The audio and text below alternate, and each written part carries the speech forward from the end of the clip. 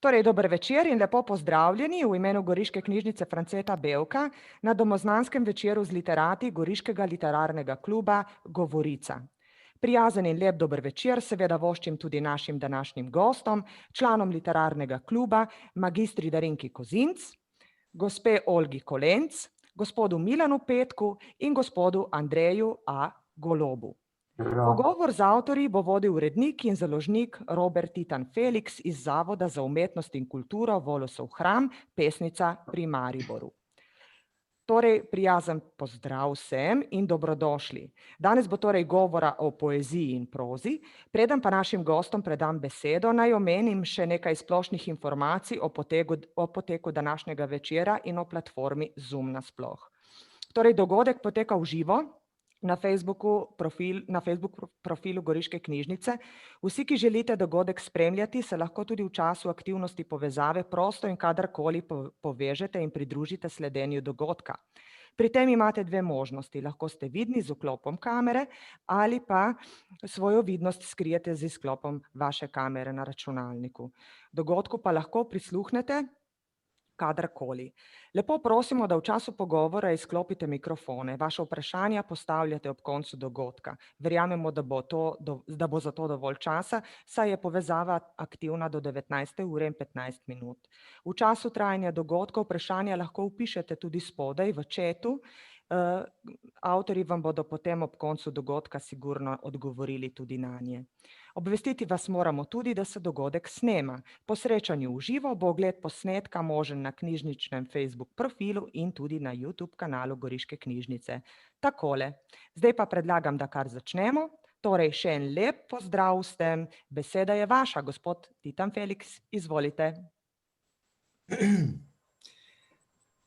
Ja, se vidim? Ja, ker zdaj v bistvu vidim samo drugo sliko pri sebi, malo se moram znajti. Najlepši dober večer tudi v mojem imenu in v imenu Zavoda Volosov hram, sicer iz pekla pri Pesnici v Mariboru. To sicer ni pravi pekel, ampak je ime naselja, je pa vsekakor zabavno, ker da vsakdo pobara, kaj je s tem peklom, ko prvič predstaviš, odkot prihaja naš zavod. Sicer se večino časa zadržujemo v Murski Soboti in tudi sedaj sem v Novi Gorici v Murski Soboti, moj prvi pravi Zoom literarni večer, tako da upam, da bo stvar potekala v redu in da se bom znašel. Sicer je pa to zdaj tehnologija našega življenja v prostoru, ki se bomo vsekakor v kratkem tudi bolje navadili, kot smo jo obvladali, ko so se začela naša druženja preko spletnih platform. Milan Petek, z njim se poznava že dalj časa, nekako tudi bil ta vez našega delovanja z goriškim prostorom. Se pravi, da smo, glede na to, da se pravzaprav nahajamo fizično v Prekmurju, v Murski Soboti, dejansko na zelo zanimiv založniško povezali dva najbolj možno oddaljena prostora v naši sicer ne preveč veliki državi. Z Darinko, Olgo, Andrejem se pa pravzaprav vidimo prvič, ker je nekako naše sodelovanje potekalo ves čas, ker so bile v zunanjem svetu drugačne okoliščine in kar je pa po eni strani tudi si lahko recimo čestitamo, da smo v vseh teh okoliščinah ohranili literarno življenje, ohranili delovanje marsikaterih segmentov založništva in literarnega, kulturnega življenja, za katere se je v bistvu na začetku zdelo, ko je prvič bilo vse zaprto, da skoraj ne bodo možni. Tako da, najlepše pozdravljeni vsi skupaj. Upam, da bom dobro sodeloval v tem večeru kot založnik in recimo nekakšen voditelj. Bi pa zdaj prosil, da nekaj več Darinka pove o samem društvu Govorica, potem pa se seveda lotimo tudi posameznih knjig, ki jih pravzaprav predstavljamo. Ja, hvala lepa tudi vam za tako lepo predstavitev, za to sodelovanje, ki smo ga razvili na teh dveh različnih koncih, tudi z našim klubom. No, naš klub je lani imel že 10. obletnico, se pravi prvo desetletnico smo zapisali v svoj obstoj. Tudi smo kljub tem malo čudnim razmeram uspeli posneti en film, pa tudi imeti nekaj predstavitev v tistih, kako bi rekla, tistih mehurčkih, ki smo si jih lahko privoščili. Ne? Tiste minutke smo nekako res dobro izkoristili in smo bili lani kar zadovoljni. Torej, kljub je sorazmeroma, bi lahko rekla, da kar postaja eno tako stičišče, središče naših goriških literatov, pa tudi širše.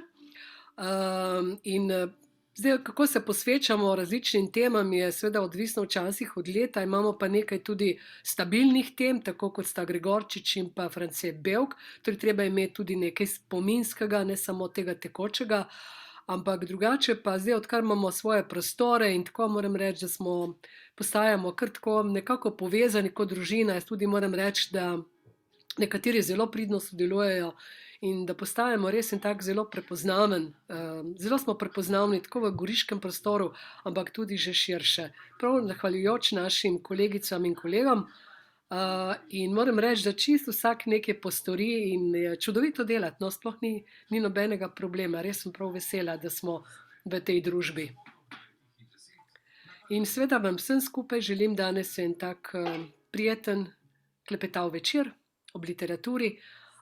Zdaj namreč, ko smo nekoliko bolj zaprti v svoje mehurčke, če tudi se ta malo razpira, ne vemo sicer za koliko dolgo, ampak poleg seveda televizije in računalnika je zagotovo tista knjiga tisto, ki je ena najbolj pomembnih zadev v našem življenju.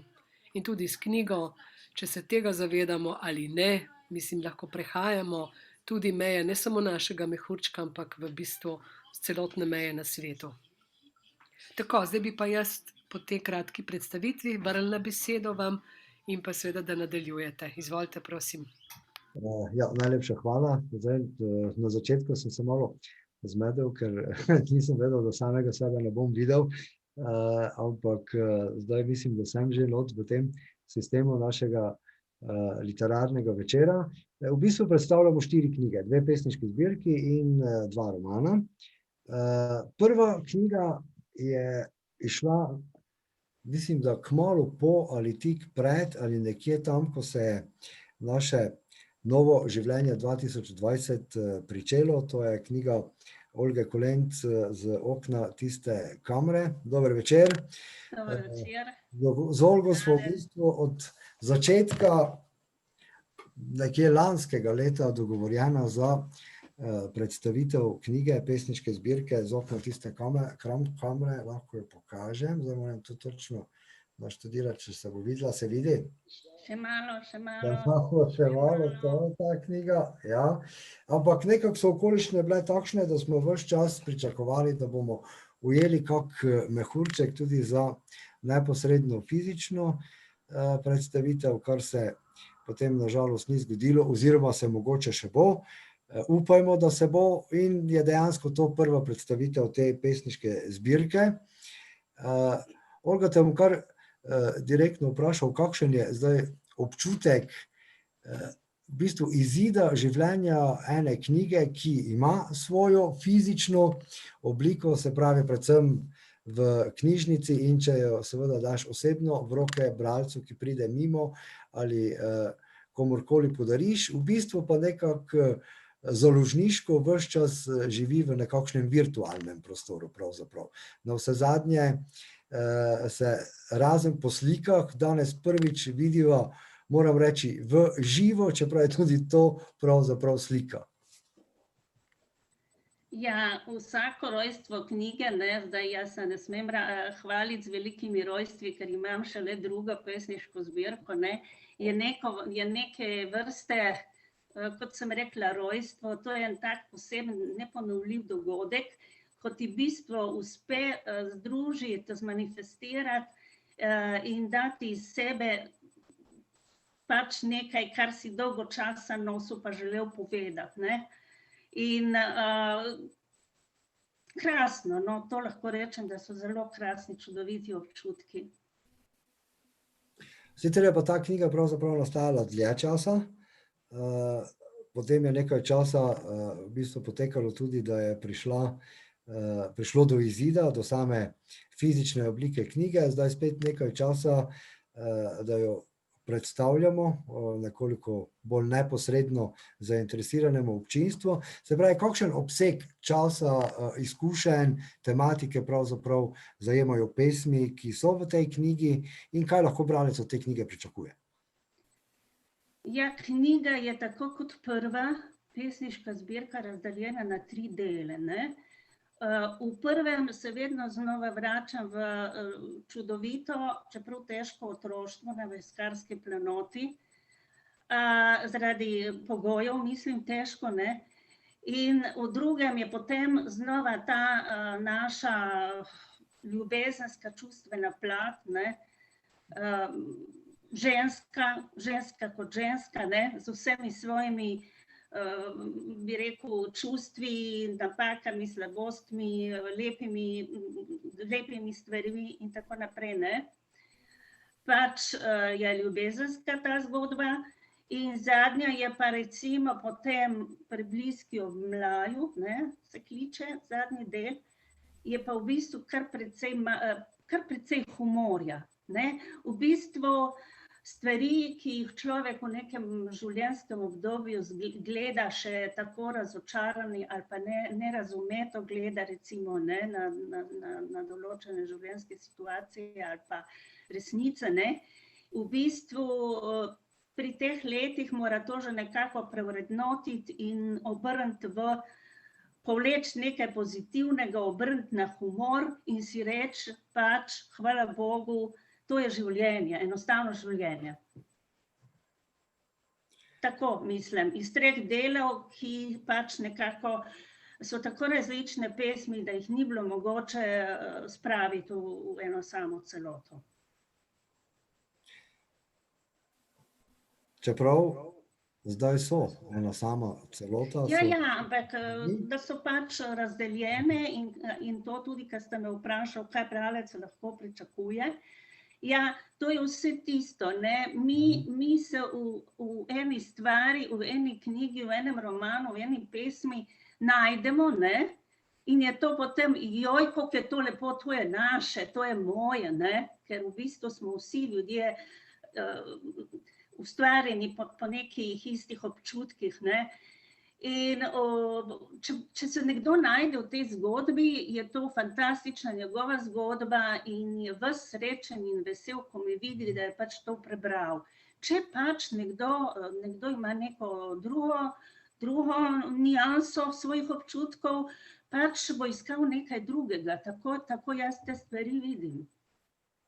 Ja, saj poezija, pesniške zbirke so v bistvu prostor, kjer naj bi se čim bolj svobodno sprehajali, pravzaprav izberemo si pesem, ki nas nagovori, pesniške zbirke vsi najraje beremo pravzaprav počez, da najdemo v njih tiste fragmente, ki se nas posebej dotaknejo, ampak ta pesniška zbirka ima pa še eno dodatno dimenzijo, ki jo je tudi potrebno izpostaviti, likovna oprema. V bistvu likovna oprema prav tako avtorska, nekako z samo vsebino postavljena, da deluje kot celota, da ni samo ilustrativno, ampak da en drugi vidik, nekakšno pot bralcev skozi celotno knjigo z res odličnimi likovnimi, ne bom rekel ilustracijami, ampak dodatkom. Ja, s slikanjem se ukvarjam že 30 let in sem tudi članica Društva likovnih umetnikov Severne Primorske. V glavno, to je še eno področje, močno področje, ki me nekako hrani, napolnjuje, ne. In prav te cvetke, ne, te rožice, to so v bistvu izseki, sem nekako hotela ponazoriti ta simbol cveta, simbol rože, ne, tako kot te rožice, moj cvetoči travnik in mojega otroštva, potem roža kot simbol ljubezni in pač ta roža nas spremlja celo življenje, ne. In v bistvu so te, kot v bistvu delujejo, kot te mali cvetovi, kot neke čipke tudi, ne, ki jih tudi se v pesmih pojavljajo, ne, in pač njihov simbol. Najlepša hvala. Zdaj bomo potem počasi prišli na drugega avtorja. Imamo mogoče kakšno pesem pred sabo za ilustracijo iz pesniške zbirke? Ja, z veseljem. 1, 2, 3 za prebrati, pa potem... Ja, bom kar šla ta prvi del, prvi podsklop ali prvi del, kako bi temu rekla, ki nosi naslov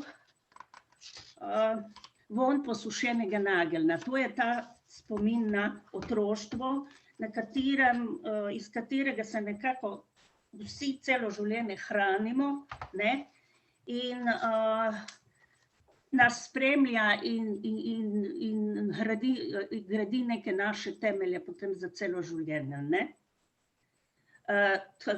Tako, tu je ena majhna pesmica z tega prvega dela, Drugačen svet. Z okna tiste kamre je svet izgledal drugače.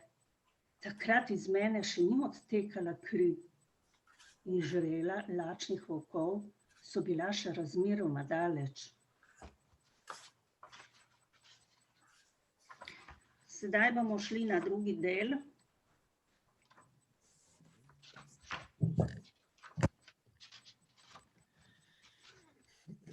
V bistvu je to tudi še vedno prvi, ampak to sem izbrala že prej, zato jo moram prebrati, ker mi ogromno pomeni. Grapa Oslovka. Tako se vidi, ja. Vračam se v tvoje zelene rokave, mehčam se, satene stene so mehke in voda je mehka. Čutim jo, ko je po klenski zimi usahnil vodnjak, nosim jo ujeto v dlaneh, v leseni posodi, v čobru, v tistih velikih saneh, pletenki od vina. Bog ne daj, da bi se ta dragocena buteljka razbila in voda razlila, ta sveta voda, dražja od vina. No, sedaj bom pa šla na eno ljubezensko.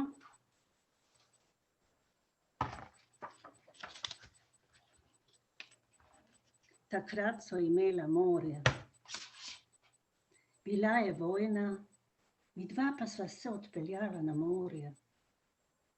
Otoki so varni, si rekel. In stara barka je z nama na krovu dosegla pristan.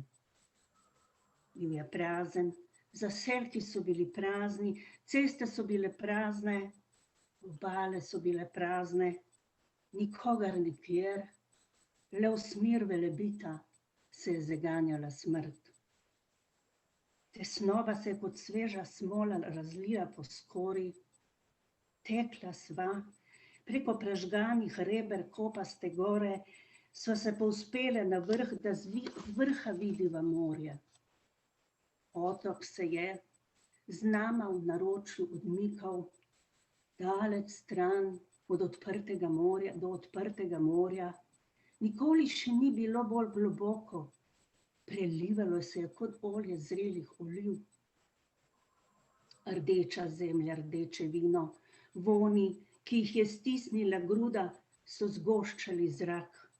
Galebi nad nama so v mehkih krogih brisali meje modrin in deviške obale je krožnica srkala vase.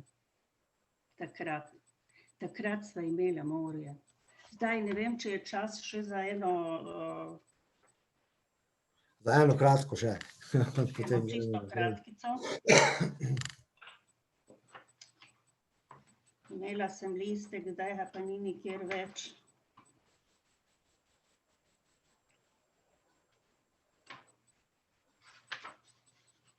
Se opravičujem.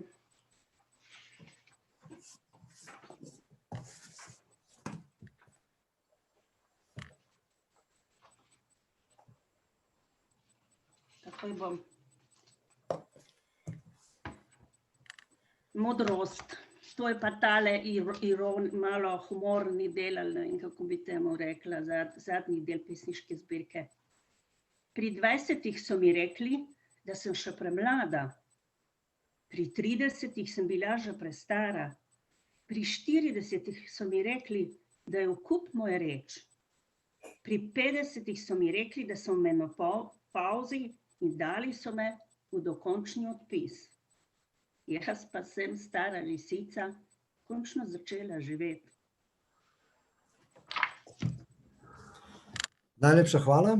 Prosim, hvala, Se Darko. bomo avtorici povrnili, če bojo kakšna vprašanja ob zaključni misli tega našega večera. Naš naslednji avtor, Milan Petek Levokov, roman Varuh ptic Seljouk, moram ga tako postaviti, da ga vidimo. Za nama je že kar nekaj srečanj, nekaj projektov. Milan, pozdravljen, spet v Novi Gorici iz Murske Sobote. Ja, evo, tu smo. Pozdravljen.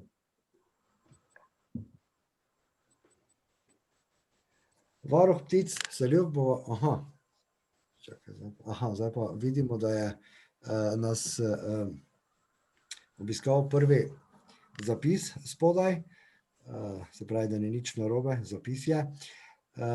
Daj vam, Milan, povedati nekaj več o knjigi Varuh ptic Seljouk, povabiti k branju, to je roman za odrasle, lahko tudi mladinski roman z mladimi protagonistmi in pravzaprav z zelo aktualno temo, vse bolj aktualno temo pravzaprav. Kaj bi bilo tistih prvih 10 stavkov, ki bi jih kot avtor vrgel v prostor, da privabijo, potegnejo, prepričajo, prisilijo nekoga, ki nas zdaj gleda, da roman nujno prebere. Ja. To je roman aktualnega časa, ker begunci so aktualni zdaj že tukaj pri nas v Sloveniji in Evropi že nekaj let. In mislim, da so ptice stalnice, ki bodo stalno letale tukaj med nami, nad nami in tako naprej. Ampak zgodba se v bistvu ne začenja z begunci, ampak je tu zgodba, glavni protagonist je eden fant, 17-letnik, ki ima starše in živi nekje v neki mestecu na vzhodu Slovenije. Sicer nekje sem opazil, da je zabeleženo, da to gre za Prekmurske ravnice, neko mesto, ampak ni tako, to je Ptuj oziroma neko ekvivalent Ptuja, tam je Drava, mejna reka in Ptuj, Ormož. Ormož, tisto zelo dobro poznam, zato sem lahko tudi okolje dobro opisal. In tam so tudi šli te reke beguncev pred nekimi 4 leti in skratka, mulc se sreča, ni mulc, 17-letniki so že kar, ker je tudi razmišljajoči, se sreča s to zgodbo in pri nas je, in tako kot je sicer vedno, dokler ne spoznaš človeka, abstraktno in splošno lahko mi govorimo, to ne gre in tako naprej. Ko pa spoznaš in ko človek tisti, neki begunec dobi človeški obraz, je pa druga zgodba. In tako je zdaj s tem fantom, ko spozna 1-2 begunca, vrstnika, ki prihajata iz, kaj bi rekel, zelo dolge poti, iz Sirije, Kurdistan, Turčija, Balkan in hočeta prečkati Slovenijo, da gresta v Nemčijo, kam pa drugam, v obljubljeno deželo in tu se ustavita, ker je pač slabo vreme, pa še ena zboli, punca zboli, brat in sestra sta, punca zboli in tako naprej in fant ju najde in jima pomaga. Seveda, to je okolje, najprej tisto primarno reagira, to je starši. Oče je, mimogrede, še eden mejni policist, ki take tiče lovi. In potem pa je seveda še širše okolje, ki pač pomoči ne dovoljuje. Ampak zdaj tukaj zgodba gre na tisto čisto človeško plat, ko se izgubijo, ki bi rekel, primarno postane tisto pomagati človeku, ne pa tisto, kar pravzaprav neki paragrafi pišejo, je zapisano v paragrafih in tako naprej. Fant doživlja, je paralelna zgodba, ki bi rekel, z njim, ko doživlja konflikt s starši, doživlja konflikt z okoljem, v šolo hodi, to je gimnazija tam, ne, in ima konflikte, take in drugačne, no, ampak pripravljen je in na te konflikte kot kaki bokser, ne, in na koncu, mislim, v nekem kontrapunktu, v sredini najbolj dramatičnih sceni, te bi rekel, starši tudi ugotovijo, da bodo izgubili še tega otroka, ker te enega so že izgubili, ne, če mu ne pomagajo, pomagajo mu pa lahko tako, da pomagajo svojim temu fantu in beguncem, ne, in se postavijo na njegovo stran in potem se zgodba zavrti v neko smer, vendar ta smer ni nujno, ni happy end, če lahko tudi morda bo srečen konec, kdo ve, pustimo čas v čas.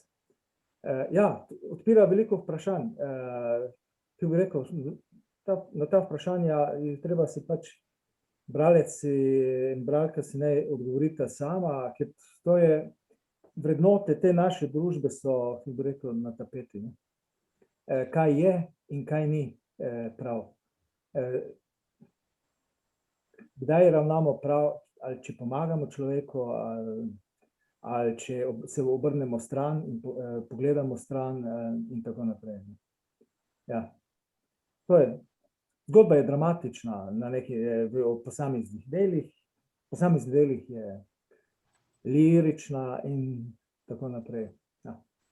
V bistvu nas je zdaj obiskalo eno vprašanje, ki ga lahko kar inkorporiramo, če je dejansko ta zgodba iz tvojega aktualnega službenega okolja. Ali pa v bistvu si bil bolj verjetno soočen s tem, ker si iz tistega okolja in dogajanje tam poznaš. Ja, na en način, ki bi rekel, jaz sem najti v Sloveniji en prostor, ta zgodbo sem jaz že imel v glavi in kako napraviti, in sem iskal, misliš, iščeš neki prostor, ne, geografski, kjer bi to lahko jo umestil in tisti prostor poznam, ne.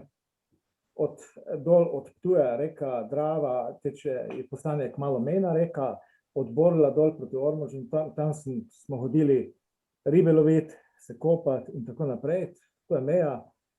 In poznam skoraj vse tiste metre, kilometre in kamne in tako naprej.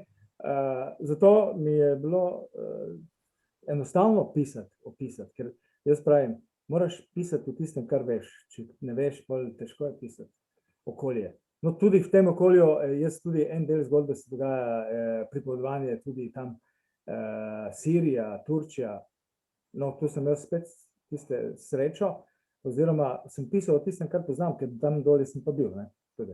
Vseh teh mestih, skozi katere sta ta dva begunca, oziroma tista reka beguncev je šla. In ja, iritiralo pa me je to tudi birokratski odnos do teh, ko vlagajo prošnje za azil in tako naprej, pa na neki način to gre po, ki bi rekel, s hitro pošto nazaj zavrnjeno, ne. Tukaj smo morda v Evropi še celo najslabši glede sprejema beguncev in dajanja zatočišča in tako naprej. Zdaj, zakaj tako? In to me je tudi malo ziritiralo, zato sem tudi, ki bi rekel, še posebej malo dal temu poudarek, ne. Zato me v bistvu dejansko, ko začnem pripravljati knjigo, jo vedno berem v nekaj verzijah. Najprej kot rokopis, se pravi kot knjigo, ki jo imam pred sabo kot vsako drugo knjigo, potem lektoriranje, korekture in prvo branje je vedno branje teksta kot teksta, kako te, oziroma neposreden užitek v posameznem besedilu. In ko sem bral tvoj roman prvič, drugič, tretjič, mi je ravno ta moment bil najbolj zanimiv in tudi sprožil najpomembnejše vprašanje. Se pravi, fant sreča dva begunca na reki in nista več begunca, sta točno ta dva brat in sestra iz nekega drugega sveta, ki sta prišla sem in seveda odreagira do njunih težav, kot bi do težav vsakogar, ki bi ga recimo srečal in si postal z njim blizu. Moje vprašanje je bilo, ali zdaj v bistvu to, kako jaz vstopam v tekst, ali to vidim kot recimo, kako bi se odzval vsak posameznik, če bi bil v tej posamezni situaciji, se pravi, spust v realne okoliščine, onstran ideologije, onstran TV naslovnic, ali pa je vendarle to na neki način dobra misel, želja in na terenu funkcionira popolnoma drugače. Ne? Na terenu funkcionira približno tako, kot jaz tudi zapišem. V tistem obdobju, kar sem jaz spremljal tiste begunce, ko so reka beguncev je šla skozi, tam tiste naše kraje, mislim naše, Ormož, Ptuj in tako naprej. Značilnost je, ko so tukaj v glavnem mesto pihali, pa ne vem, kaj vse se je pisalo o njih, kaj, da nas bodo preplavili, so jih ljudje na tistem koncu, ki bi rekel, so jim dajali hrano, vse so tudi celo iz Primorske, vem, da so hodili gor in dajali jim hrano, oblačila in tako naprej in so jim pomagali, da so pač dobili nekaj, da so lažje prešli tisto, kaj bi rekel, tistih 50-60 kilometrov do avstrijske meje, ker tam so šli dalje. Ljudje so pomagali.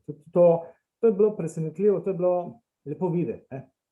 Ljudje pomagajo, niso, kaj bi rekel, oni kao begunci, ampak ko pa vidijo, da to niso, kaj bi rekel, marsovci, da so to isto ljudje kot jaz in ti, ženske normalne in tako naprej, da niso to neki alieni in potem se odnos spremeni. In ljudje, to je v redu, to je se dogajalo po celi Evropi, ne? In tam doli skozi cel Balkan, vse pomagajo ljudje. Vedno pa se najdejo tisti, ki pa iz takih drugačnih razlogov jih demonizirajo to.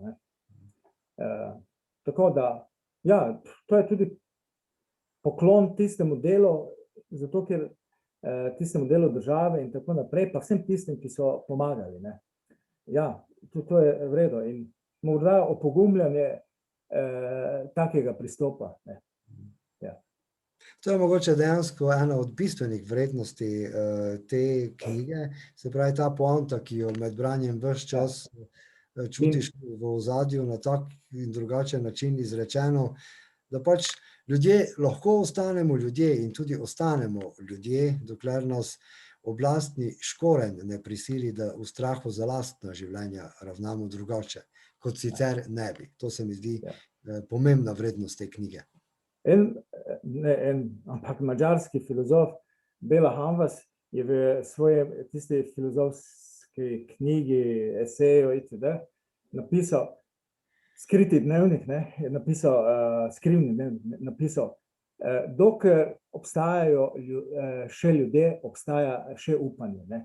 In ravno to, dokler smo še ljudje na tem svetu, ja, tisti ljudje, obstaja upanje za ta svet in tudi za vse nas.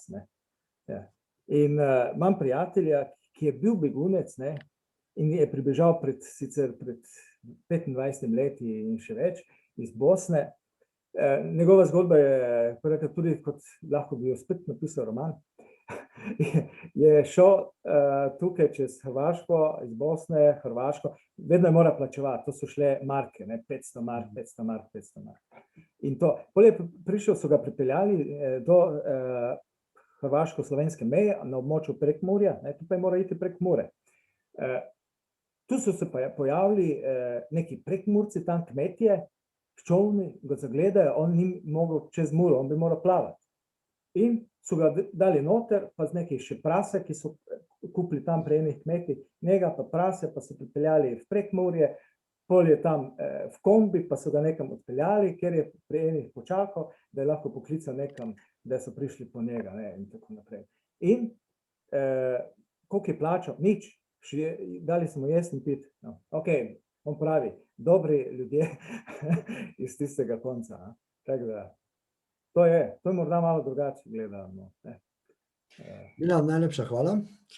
Prehajamo na naslednjo pesniško zbirko, ker čas nam kar teče, vidim, kar znajdemo se v tem virtualnem prostoru in znamo kaj povedati, tako da prehajamo na Andreja A. Goloba, Ljubim, ljubezen, ljubeznivo, pesniško zbirko, ki je išla skoraj pred novim letom in preden nekaj poveva od njej, bi mogoče vstopili vanjo 2-3 pesmi.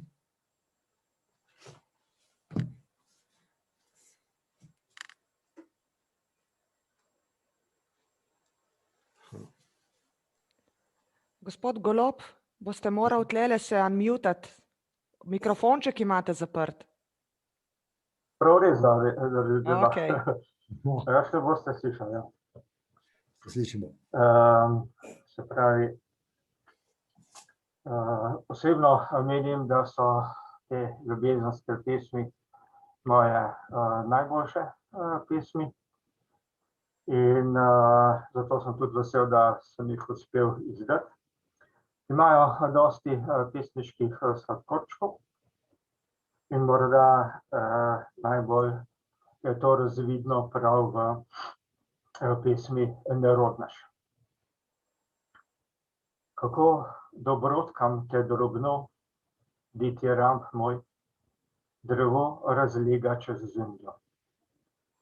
Kako golobčkam te gorko, glosa moja, pero iz pesmi je v nebo. Kako modrostkam te močno, madrigal moj, vedo ljudje v sneži celo. Le tebi srčkati ne znam, draga moja, kako še zdaj te rad imam.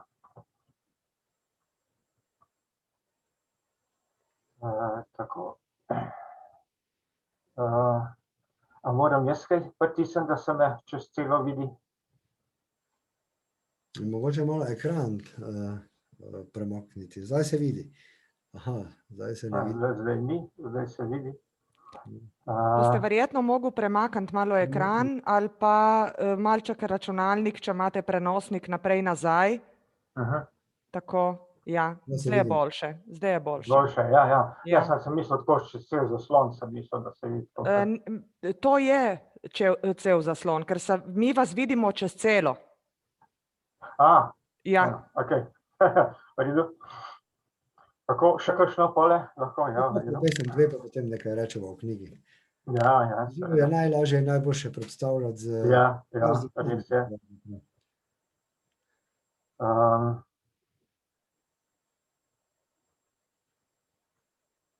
No, pa da še jaz preberem eno bolj tako zabavno ali pa ne, kakor se vzame, ne? Kje smo rekli tole 59 stran. Bi lahko, pa ni tako. Je vprašanje, kaj bi se postal, če bi Anico jaz ne spoznal. Ker sparela najstniška so morja in potresnila visoko gorja, bi lahko na cesti dušo slačil ali pa v politiki garaži. Se prepiral filozofsko s ptički, skrigal tudi z morskimi konjički. Se utapljal prazen v alkoholu, zadrogiran pizdil na pomolu. Se spajdašil s kakšno mračno zmoto, ki požvižga se na vso dobroto. Bi lahko zaljubil se v princesko, ki te s koso zmanjša za pričesko. A na srečo Ano sem spoznal, ter normalen človek jaz postal. Bo dovolj ali še? Še kakšno? Za zaključek še kakšno preberemo tega sklopa, ampak dajva, v bistvu moramo povedati 2 ključni stvari te knjige. Najprej prvo. Knjiga 20 pesmi posvečenih ženi. Tako, ja. No, predno pridem prav do tega odgovora, naj povem, da je ta knjiga mikavna tudi zaradi igre številk. Svojo prvo pesniško zbirko sem izdal leta, ki se naprej in nazaj enako bere, leta 2002. Svojo drugo pa 2020. Tako da je nekakšna premetanka števil. Vmes je torej 18 let, ne? Se pravi števili 1 pa 8, to je prva pa zadnja številka v mojem letu rojstva. Išlo je leta 20, notri je 20 pesmi in, kot ste omenili, išlo je lani ob 35. obletnici najinega skupnega življenja. Torej, posredno je pač za naju oba, ne. Dejansko najbolj pa je seveda posvečena ženi Anici, ker ni prav lahko vzdržati 35 let ob umetniku, ne. In to ljubeznivo, tako kot sem napisal v eni izmed svojih pesmi, ne tečnari, ne kriči, ne sitnari, ne teži. In to drži, to ni samo v pesmi, in zaradi tega je takšen tudi naslov knjige, namreč Anica med drugim pomeni ljubezniva. In potem sem se odločil, da to dam v naslov in da uporabim to v 3 različicah. In to zato sem hotel ohraniti tridelni naslov knjige, ker je tridelni bil tudi naslov moje prve pesniške zbirke Čaroben šepet žarkov. In tako je bilo tukaj v bistvu z isto temo poigravanje ljubezniva. Zaenkrat toliko. V bistvu je še ena zanimiva značilnost teh pesmi. Zdaj, žal je sam naslov ne odraža, zato bi se videla že zgoraj, pa se zdaj ne vidi, ampak tudi črkopis, v katerem je zapisana, v bistvu v posodobljeni bohoričici, kar dejansko daje pesmim, ki jih beremo kot pesmi, ki nam govorijo kot pesmi, običajne pesmi, en čisto drugačen okvir, ko prvič odpreš knjigo in začneš brati. Ja. Če se bo videlo, morda tule pri naslovu je vidi se. Ž, ne, napisan. S temi našimi črkami s klobučki sem imel seveda že od vsega računalništva, začetka računalnikov naprej težave, kot pač vsak drugi, ne. Prvotno sem to rešil s tem, da sem napisal recimo črko z veliko namesto z malo in tako, ne. No, pa sem pa prišel do revije SRP, ne, Svoboda, resnica, pogum, in tam pa objavljajo od vsega začetka v posodobljeni bohoričici, ne. In potem sem se nekako na to navadil in evo, sem začel tako in pisati in izdajati pesmi v tem slogu, v posodobljeni bohoričici. Edino, če je pač dopis tam kakšen uraden, ne, potem napišem v normalni slovenščini, da ga slučajno koga ne zadane kapne. Tako, ne. In ljudje so se navadili, ne povsem, ne. Zanimivo, ne, če tale č pa š, pa v bistvu tudi ž, če vidijo recimo v angleščini, ne, ali pa tudi kitajsko, ne, ko se napiše po naše, potem jim gre branje tekoče, ne.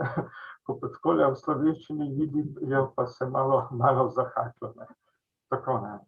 No, in pač tako je ostalo in mislim, da tiste 3 črke ne motijo toliko, ne, da je vseeno se lepo bere, ne. Najlepša hvala in mogoče bi ta najin sklop zdaj zaključila dejansko s pesmijo Navdih.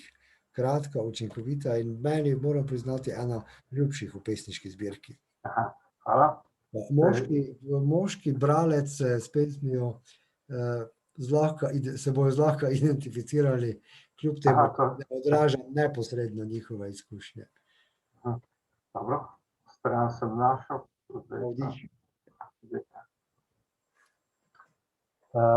No, to je prav ta pesem, ki sem prej omenil, ne? In gre torej takole.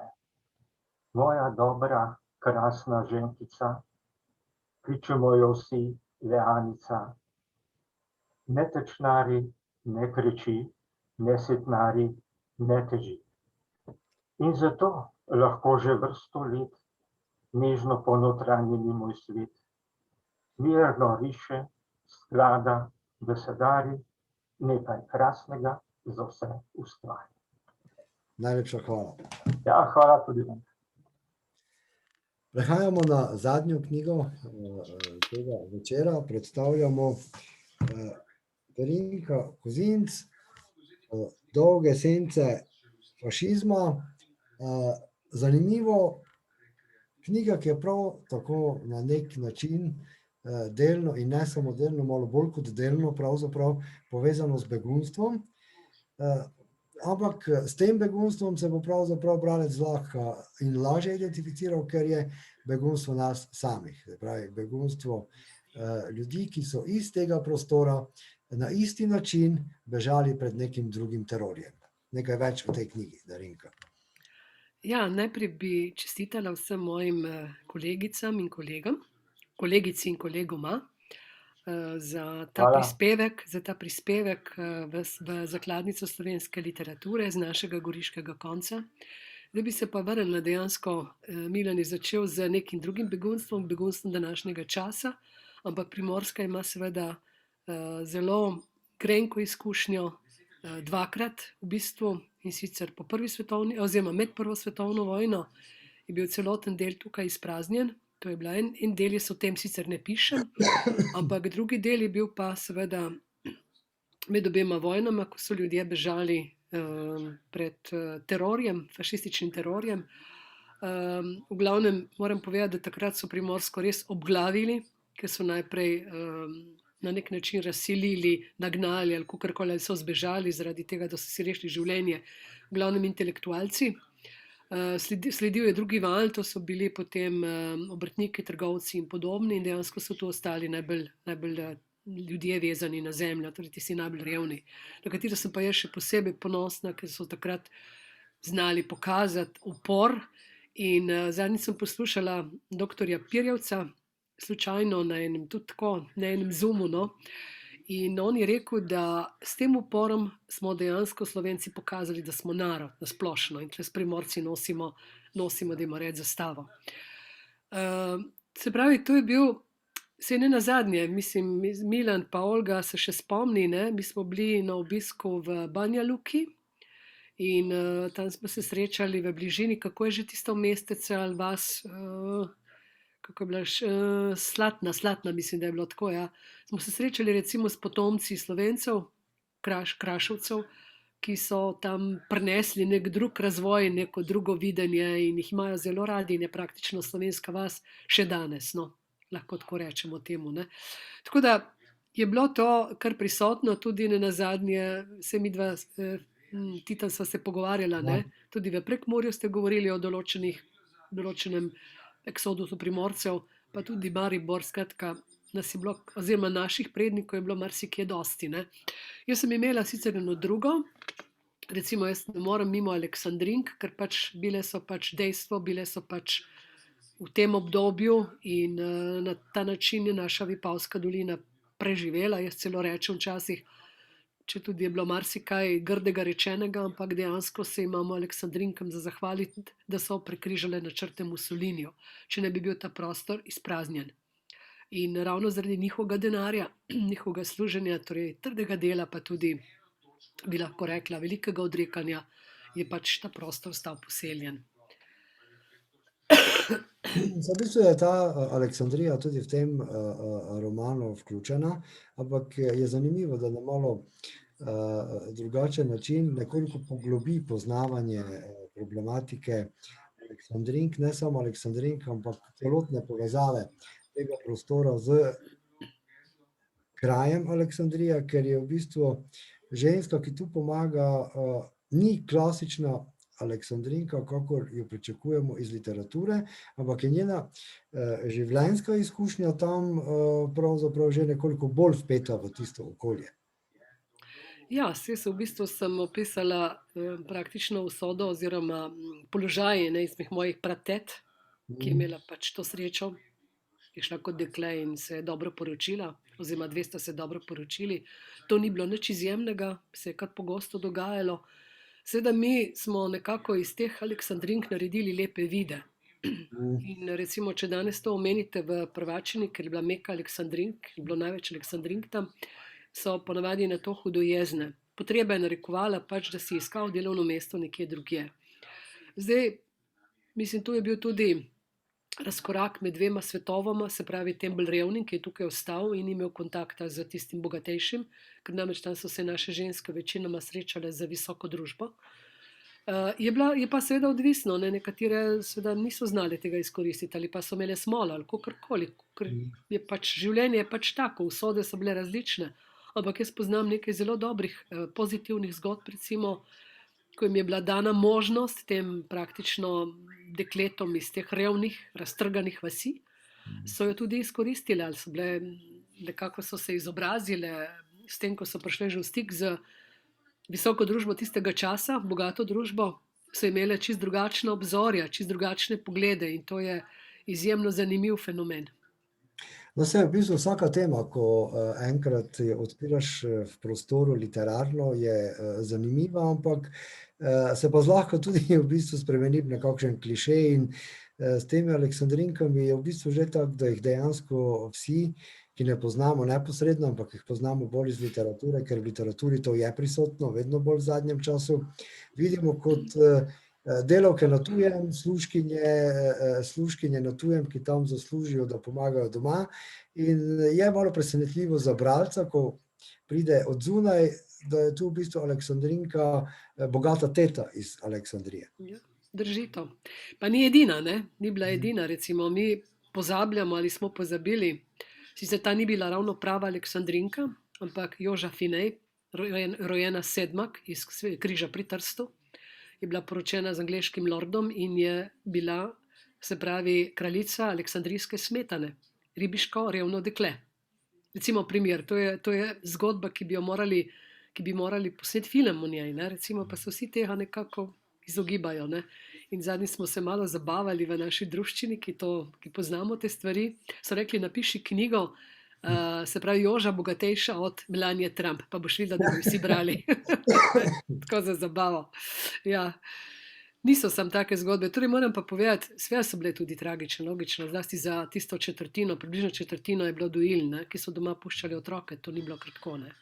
To so bile kar zahtevne zgodbe. Tudi. No, se pa seveda zdaj ta roman ne veže izključno na Aleksandrinke. Ne, Aleksandrinke so samo spremljajoči del oziroma so samo, kako bi rekla, ozadje, ker pač omenjam ga, ker je to pač tudi tako bilo, in ne morem se temu izogniti. Drugače, seveda, moj roman je v bistvu, tako kot ste vi lepo napisali, zgodba Primorske med obema vojnama. To ste vi tako lepo napisali, to ni, težko govoriš so liki, recimo, ki so izrisani, seveda, ki so živeli v tistem času, ampak vsa teža je pa le postavljena na doživljanje tistega časa, na oris tistega časa in pa sveta časa posameznikom. Najlepša hvala. Kaj preberemo ali nič? Jaz nisem na dobrem glasu danes preveč. Samo ali bi ne, koliko je ura 7? Ne, še ni. Še ni lahko kako Tina, povejte. Preberemo en odstavek. Lahko. Če bom zmogla, ker ne vem, sem malo prehlajena in se mi pozna, da sem dolga leta predavala in me pol stisne v grlu mene. Okay. Ja. Albert je s prsti desne roke objel debelo steklo kozarca in izpil vsebino do dna. Nato je segel v žep srajce, previdno, kot bi imel opravka z najsvetejšim, je na plan privlekel modro svilnato blago in ga v dlani razprl. To mi je izročil Izidor zate. Pokazal mi je skrivališče na Pogradu, kjer je ta predmetek skril in mi zabičal, da ga odnesem k tebi, če ga jaz preživim. Zate je vtisnil vanj vso ljubezen, o kateri ti je premalo pripovedoval in vse misli, ki ti jih je namenil v času, ko sta bila ločena. Bilo je le en dan prej, preden so nas osvobodili Američani. Njihova letala so že več časa preletavala taborišče. Naši mučitelji so nas odgnali na marš smrti. Neskončna kolona oslabljenih okostnjakov. Gremo, samo naprej, hodi, los, hodi, tuljeni udarci. Kdor je padel na tla, strelj. Za nami je ostajala pot posejana s trupli. Pred nami opletajoči taboriščniki, komaj še človeška bitja in neskončnost brez cilja. Hodil je poleg mene, nenadoma se je zapletel, ujel sem ga. Pusti, je rekel, strelili jo bodo oba. Ne pozabi, za kar sem te prosil. Klara, zrušil se je. Naprej, marš, hodi, gremo, hodi. Strelj za mano, eden izmed mnogih. Bila sta čisto tiho. Šele nato je razprl svilnato blago. Bil obesek v obliki srca, belo na modrem, motno se je lesketal. Klara ga je nežno vzela v dlan, zaprla je oči in bilo ji je, kot da bi začutila njegov objem, utrip njegovega srca, ki se je dotaknilo njenega, da je ljubezen preskočila vse zemeljske omejitve in se zlila onkraj. Če bi pojedel kruh, iz katerega je izdeloval figure, bi mogoče preživel, je rekel Albert zamišljeno. Najlepša hvala. Tudi vam vsem. Bomo zdaj vprašali še našo administratorko, če imamo kako obveznost morda do občinstva, ali pa... Samo trenutek, odpiram zdaj tlele chat. Tlele sem videla, kar neki čestitki imate na tej strani. Ja, za enkrat imamo napisano Olga, lepo čestitke, to je od gospe Darinke Kozinc, potem je bilo eno vprašanje strani gospe Kozinc za gospoda Milana. Verjetno ste odgovorili na tole, da je tema aktualna in se navezuje na njegovo delovno okolje.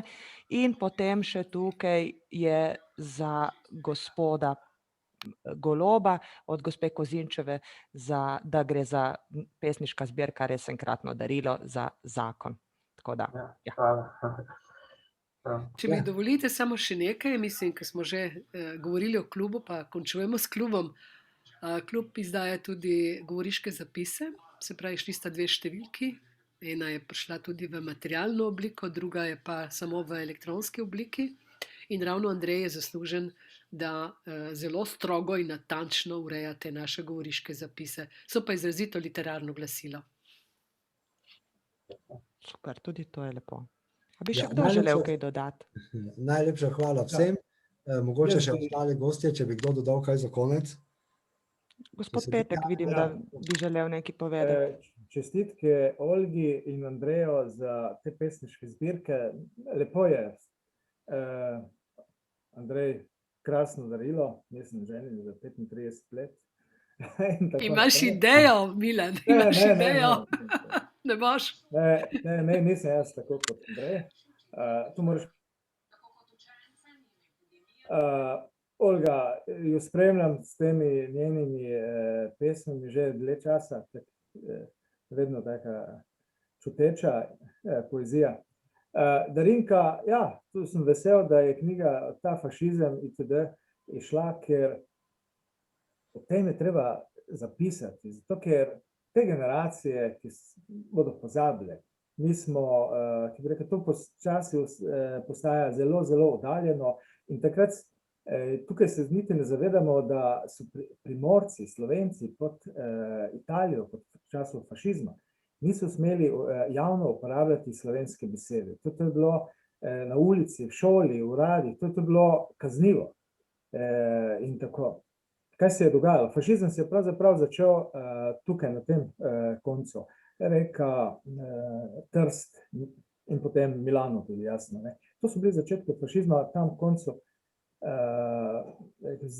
Prve svetovne vojne oziroma takoj po tistem. In vemo, kdaj je bil požig Slovenskega narodnega doma v Trstu in tako naprej. In potem se je razvilo vse to po celi Italiji in tukaj ta manjšina, slovenska manjšina v Italiji je zelo nastradala. In neki odpor proti, to so bili proti fašizmu, to je bilo nekaj odpor za preživetje, tudi drugega ni bilo, ne. Zato je bilo to potrebno. In danes je treba o teh stvareh pisati. Jaz sem v eni knjigi Ljudje na burji tudi o tem pisal. Sem ti hvaležna za to, Milan, res, da si to Poslušal sem napisal. spet zgodbe in sem rekel, Ja. hej, se še o tem ni nobenem kaj veliko napisal. O tem je treba pisati. In Darinka, bravo, ti si Hvala ti, res. napisala. Ja, vse je To bo potreba še, ostalo. imaš prav, ja. To Drugače se ne kar gre. pozablja, imaš prav, Ja. res. Se kar pozablja in Danes, tudi, če mi dovoliš, ja, ja. pardon. Danes povej, govorimo povej. slovensko, ampak to je luksus, ne, da lahko Ja, da se tako je. pogovarjamo in tako in ne pazimo nobenega, kje bo kaj skočil ali nam kaj očital, ne. Ampak ker vidimo, kaj se dogaja Slovencem, ki niso več v matični domovini, ne, in da tam jezik ni več, ne doživlja tistega razvoja in tako naprej. Kar je, ne vem, kaj bo čez 50 let in tako, ne. Tukaj pa je, bi rekel, jedro in tu je ta matica, ki ta jezik moramo govoriti, negovati in se obnašati ne do njega kot svinja z mehom, ampak čisto, kot bi rekel, tudi nekaj, bi rekel, to nam je identiteta, ne. Ja, drugega Drugega nimamo, Ja. ne. Saj, če mi še dovoliš, jaz sem parkrat že rekla, ne, za slovenski jezik danes ljudje se tega ne zavedajo, so ljudje umirali, bili pripravljeni umirati, si Točno. predstavljate. Ja. In hvala Borisu Pahorju, da je še živ in da to on govori.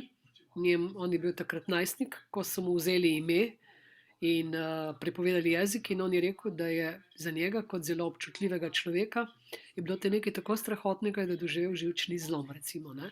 In to pove, da današnji mladini se precej čudijo, ne, kako je to mogoče. Ja.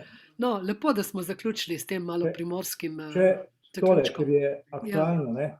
Danes, kako bi rekel, kultura postaja kot neki privesek, ne nujno zelo Ja. in tako naprej. Ja, nekaj odvečnega, ki porablja nekaj denar. večnega, glavno je tisto tako. gospodarstvo, tisto, ki prinaša denar in tako naprej. Ampak kultura na dolgi rok se nam vrača, zato ker to smo potem mi, smo Točno kulturni tako, to in smo tako mi. naprej. To so naše zgodbe, to ja. smo mi. Tako Zdaj je. samo, kako bi rekel, zdaj, ki smo pred kratkim slišali, koliko denarja gre za neke kulturnike, pa take in onake, od tistega pa ni nič, ne, razen ampak, ko je rekel, to je bilo pa v času Churchill, ko je bil še ministrski predsednik, druga svetovna vojna, v Angliji so sprejemali proračun in seveda so hteli kulturi, ministrstvu za kulturo odvzeti nekaj, kar velik denar, ne.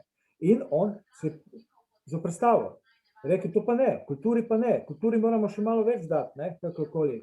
Taki krizni časi, za kulturo je treba. In so mu govarjali, hej, zdaj rabimo tanke, s čim se bomo borili in zdaj rabimo, ne za kulturo. Rekel, za kulturo se borimo, zakaj pa drugega? Za našo angleško kulturo. In ta kultura mora obstati, ne. In zato so dali kulturi Več denarja, bravo. Ja. Lepo, da si to povedal, Milan, res. Mogoče, da bo kdo od odgovornih to tudi slišal kdaj. Od tistih, ki Ja. odpirajo ta mošnjiček. Okay. Ja. Saj jaz se Dobro. spomnim, sicer ne natančno, ampak vem, pač kmalu po drugi vojni, ne, v Rusiji jasno je bilo vse razrušeno in tako, ampak pa glasbila so bila neuglašena in gor in dol. Ampak so prišli na koncert in so igrali in so uživali, ne. Se pravi, kakšno moč ima kultura, ne. To, kar je rekel Milan, ne.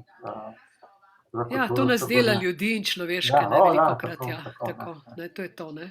No, Bi jaz bi želel rad še kdo še morda enkrat kaj povedal. dodati? Ja, Jaz jaz sem, bi da rad. se zahvalimo našemu dvornemu uredniku in založniku. najlepša hvala. Res lepa hvala in računamo na Jaz bi rad sodelovanje še nekaj naprej. povedal, če lahko. Ja. Lahko pač ne morem mimo tega, ne, tako se vidi, jaz se tudi v ozadju vidi. Lepa hvala, Olga Kolinc, ker si naredila lepo in tako pomensko. Kako si pomagamo, ni naslovnico. krasno, evo, Ja, čudovito, ja, super je. čudovito. Ja. Čeprav verjetno ga ni z nami, lepa hvala Radio Pahor, Veselje mi je bilo, Andrej. ker je pač naredil spodbudo spremno besedo. Seveda, hvala vsemu hramu, ker je imel potrpljenja z umetnikom, ne. In je tudi, kot vidite, zelo lepo naredil knjigo, ne. Tako da hvala tudi ostalim članom kluba Govorica, ker pač vsakdo po svoje pripomogel, da sem vztrajal v besedni umetnosti.